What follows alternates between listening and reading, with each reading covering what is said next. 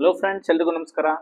Friends, Nifty last 4-5 ದಿನದಿಂದ ತುಂಬ ಬೀಳ್ತಾ ಇದೆ.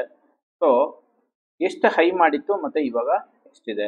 22,794ರಿಂದ ಇವತ್ತು ಕ್ಲೋಸ್ ಆಗಿರೋದು 21,957 ಅಂತಂದರೆ ಆಲ್ಮೋಸ್ಟು 800 ಪಾಯಿಂಟು ಬಿದ್ದಿದೆ.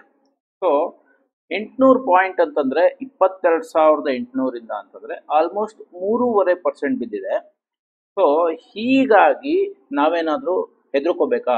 ಈಗ ನೆಕ್ಸ್ಟು NDA ಗೌರ್ಮೆಂಟ್ ಬರಲ್ಲ ಅನ್ನೋ ಸೂಚನೆನಾ ಇದು, ಅಥವಾ ಒಂದು ಸ್ಟೇಬಲ್ ಗೌರ್ಮೆಂಟ್ ಬರಲ್ಲ ಅನ್ನೋ ಸೂಚನೆಗೆ ಎಲ್ಲರೂ ಮಾರ್ಕೆಟಲ್ಲಿ ಸೇಲ್ ಮಾಡಿಬಿಡ್ತಾ ಇದ್ದಾರಾ ಅಂತ ನೀವೇನಾದರೂ ಯೋಚನೆ ಮಾಡ್ತಾ ಇದ್ರೆ ಈ ವಿಡಿಯೋನ ಕಂಪ್ಲೀಟಾಗಿ ನೋಡಿ.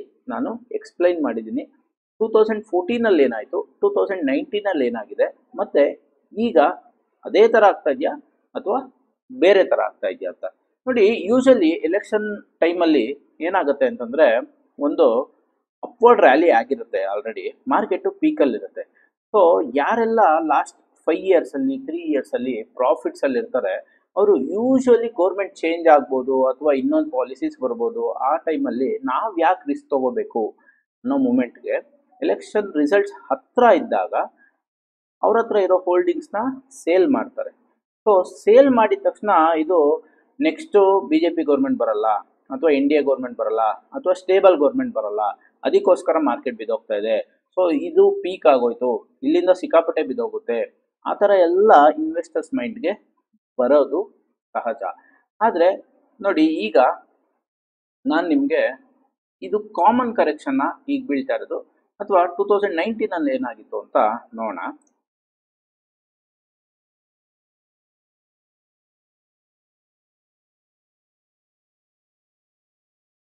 ನೋಡಿ, ಇದು 2019 ಸೇಮ್ ಏಪ್ರಿಲ್ 18ನೇ ತಾರೀಕಿಂದ ಮೇ 15ನೇ ತಾರೀಕುವರೆಗೂ ನಿಫ್ಟಿ 11,800ರಿಂದ ಆಲ್ಮೋಸ್ಟು 11,100, ಅಂದರೆ ಹೆಚ್ಚು ಕಡಿಮೆ 11,000 ಇದ್ದಾಗ 700 ಪಾಯಿಂಟು ಅಂತಂದರೆ ಎಷ್ಟಾಯಿತು? ಒಂದು 6-7% ಕರೆಕ್ಷನ್ ಆಗಿತ್ತು. ಸೊ 6-7% ಆ ಟೈಮಲ್ಲೂ ಕರೆಕ್ಷನ್ ಆಗಿತ್ತು. ಆಗ ನೆಕ್ಸ್ಟ್ NDA ಗೌರ್ಮೆಂಟ್ ಬರಲ್ಲ ಅಂತ ಅಂದ್ಬಿಟ್ಟು ಏನಾದರೂ ಮಾರ್ಕೆಟ್ಗೆ ಮೊದಲೇ ಗೊತ್ತಾಗಿತ್ತು, ಹಾಗಾಗಿ ಮಾರ್ಕೆಟ್ ಡೌನ್ ಆಗೋಯ್ತಾ? ಆದಮೇಲೆ NDA ಗೌರ್ಮೆಂಟ್ ಬರಲಿಲ್ವಾ ಅಂತಂದರೆ ನೋಡಿ, ಅದಾದಮೇಲೆ ಏನಾಯಿತು ಅಂತ ನಿಮಗೆಲ್ಲ ಗೊತ್ತು. NDA ಗೌರ್ಮೆಂಟೇ ಬಂತು, ಅದಾದಮೇಲೆ ಮಾರ್ಕೆಟು ಗ್ಯಾಪ್ ಅಪ್ ಆಯಿತು. ಸೊ ಇದು ಈ ರೆಡ್ ಕ್ಯಾಂಡಲ್ ಏನಿದೆ ಇದು result day. So market gap up ಆಯಿತು, ಗ್ಯಾಪ್ ಅಪ್ ಆದಮೇಲೆ ಫ್ಲ್ಯಾಟ್ ಆಯಿತು, ಅದಾದಮೇಲೆ ಏನೇನಾಯಿತು ಅಂತ ನಿಮಗೆ ಗೊತ್ತು. ಅದಕ್ಕೂ ಮೊದಲು 2014 ಓಕೆ, 2014 ಏನಾಯಿತು? ಇದೆಲ್ಲ ಇಮೇಜಸ್ಸು ನಾನು ಸೇವ್ ಮಾಡಿ ಇಟ್ಕೊಂಡಿದ್ದೀನಿ, ಅದನ್ನು ನಾನು ನಿಮಗೆ ತೋರಿಸ್ತಾ ಇದ್ದೀನಿ. ನೋಡಿ, 2014 ಆಲ್ಮೋಸ್ಟು 6,880ರಿಂದ 6,600 ಇದರಲ್ಲಿ ವ್ಯಾಲ್ಯೂಸ್ ಗೊತ್ತಾಗ್ತಾ ಇಲ್ಲ. ಸೊ ಹಾಗಾಗಿ tradingview.com ಅಲ್ಲೇ ನಾನು ನಿಮಗೆ ತೋರಿಸ್ತೀನಿ.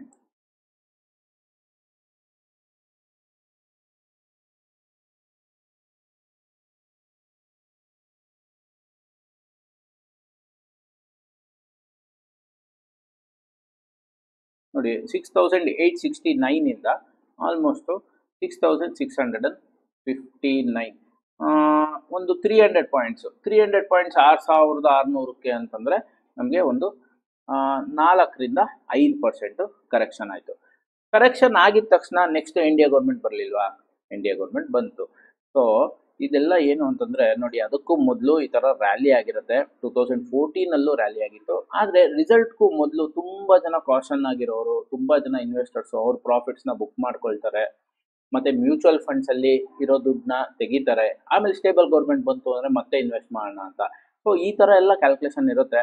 ಸೊ ಹಾಗಾಗಿ ಇವಾಗ ಏನು 2024 ಏನು ಕರೆಕ್ಷನ್ ಈಗ ನಡೀತಾ ಇದೆ, ಸೊ ಇದರ ಮೀನಿಂಗು ನೆಕ್ಸ್ಟ್ NDA ಗೌರ್ಮೆಂಟ್ ಬರಲ್ಲ ಅಂತಾಗಲಿ ಅಥವಾ ಮಾರ್ಕೆಟ್ಗೆ ಆಲ್ರೆಡಿ ಗೊತ್ತಾಗೋಗಿದೆ, ವೋಟ್ ಶೇರ್ ಇದೆಲ್ಲ ಮಾತಾಡ್ತಾ ಇದ್ದಾರೆ. ಈಗ ವೋಟಿಂಗು ಕಡಿಮೆ ಆಗ್ತಾ ಇದೆ, ಸೊ ಹಾಗಾಗಿ BJP ಗೌರ್ಮೆಂಟ್ ಬರದೇ ಇರೋ ಚಾನ್ಸಸ್ ಇದೆ.